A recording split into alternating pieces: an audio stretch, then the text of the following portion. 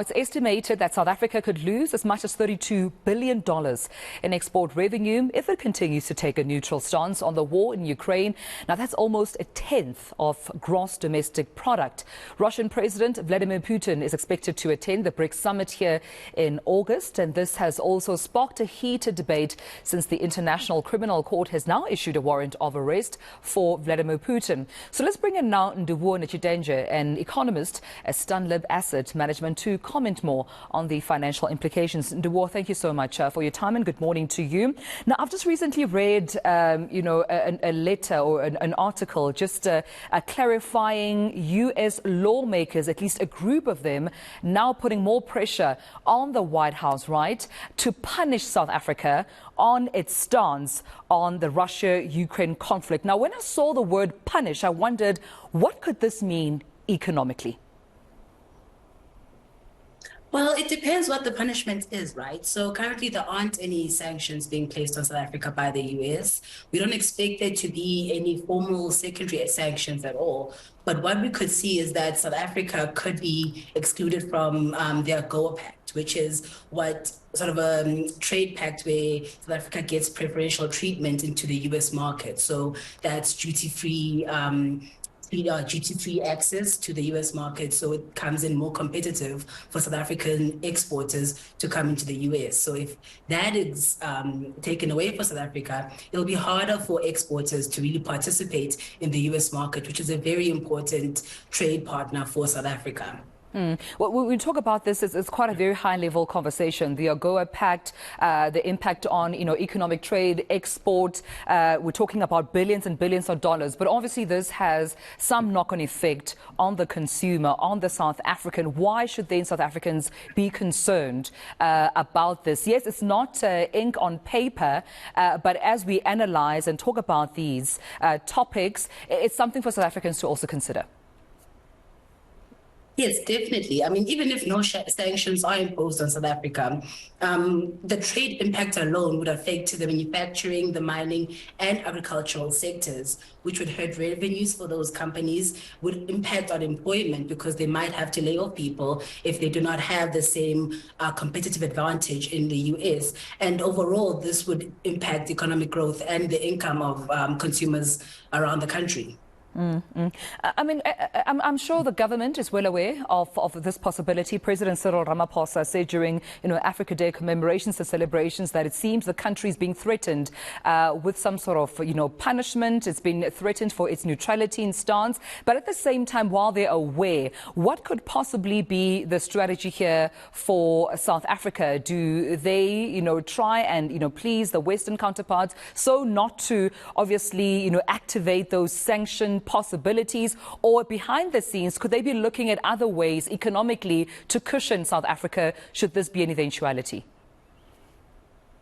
I think the best action for South Africa, or the government at least, is to really live up to its neutral stance. So I think the issue is not, for the US, I believe, is not that South Africa is neutral around the war in Ukraine. It's the fact that it continues to engage with Russia on a diplomatic and a military basis. And that is the issue, that it's not being neutral as it says it is, and this is the issue. So what they need to be is continue to engage with the US, say that they're neutral, and actually live up to that neutrality by not engaging with Russia on consistently military and diplomatic basis, and maintain that neutrality. Beyond that, there's nothing really economically or policy-wise they can do to cushion South Africa from the impact of being ousted from the AGOA Pact. What they need to do is try maybe strengthen relationships in other areas of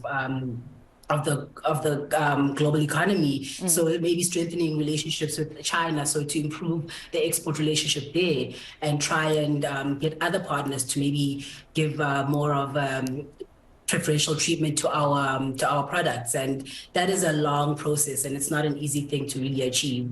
Yeah, and we're having this conversation, right, particularly rather to your point, with the possibilities of strengthening of bilateral or economic ties with China, because we've seen the rand and we've seen how it's, often reacted to such news, whether it's Lady R and the allegations of weapons, either being allegedly shipped to Russia, South Africa's neutrality when it comes to Ukraine and Russia. So in your view, how would you describe the rand's behavior, our currency, as opposed to, in comparison rather to other global currencies? Well, the rand's performance recently is really not surprising. This is because South Africa has systematically lost investor confidence. Now, if you compare South Africa's rand performance with other emerging markets, we have actually weakened year to date, while other currencies have strengthened quite a bit recently. And this is because beyond being perceived with our alliance with Russia, the country has been performing quite poorly. It has lost a lot of foreign investors, and this has really hit the rand quite hard. And it's beyond just the China events, beyond the Russia events, but that isn't helping the situation. And this is what they need to do, is to try and bring back investor confidence towards South Africa, so we can at least help the rand try and improve. Because if you get investors coming in, they will be buying up our rand, and they'll be demanding more of our rand, and that will help with his performance. Yeah. Also, speaking about investor confidence, we know that the president is quite big when it comes to his annual investment conference every year. This is where the country sees pledges from different, corporations, even countries coming on board, wanting to at least pledge to invest in the country. Could we also see an impact there in terms of either pledges given being withdrawn, being halted, or not even coming at all due to this matter? That is definitely a possibility. Even without formal sanctions, should it be proven that South Africa maybe did provide arms to Russia, it's possible that companies would decide to reduce their exposure to South Africa as part of their own risk management processes. And this is important because in terms of capital flows and FDI, so your investments and foreign investors coming in, over 80% of our FDI into South Africa last year originated from the US, EU, and the UK. And those are the people that we want to not necessarily keep happy, but at least show that we are performing consistently and we are consistent in our messaging around our neutrality and around economic reforms. Yeah. Just before I let you go then, Ndivhuho, how do you think, some of these fears regarding investment can be resolved? In terms of at least cushioning our economy. We're already going through a lot with regards to load shedding, with the water crisis in our country. Unemployment rates are staggering. Crime rates as well. We're still under that grey listing, just to name just a few. How do you think then South Africa can be better cushioned just in terms of our economy under these circumstances? The only way you can do it is to improve the domestic economic outlook.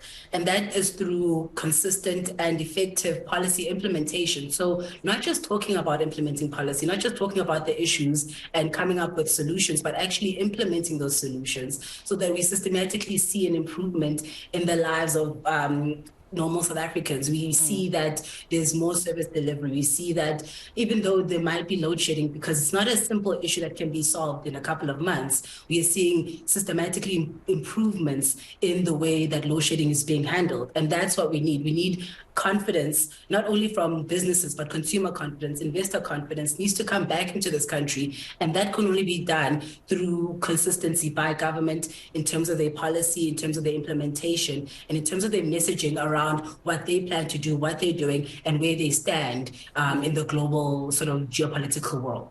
Well, I appreciate you speaking to me about this, and thank you so much for adding your voice to this matter. Ndivhuho Netshitenzhe, economist at Stanlib Asset Management, joining us right here on Newslink. This regarding South Africa's neutrality in terms of its stance when it comes to the conflict between Russia and Ukraine, saying therefore peace and conflict management through conversation and dialogue, and they would not be forced into a place where they have to pick either side. And that's why I suppose Cyril Ramaphosa, the president, is leading those African heads of state on a peace mission out to Russia and Ukraine.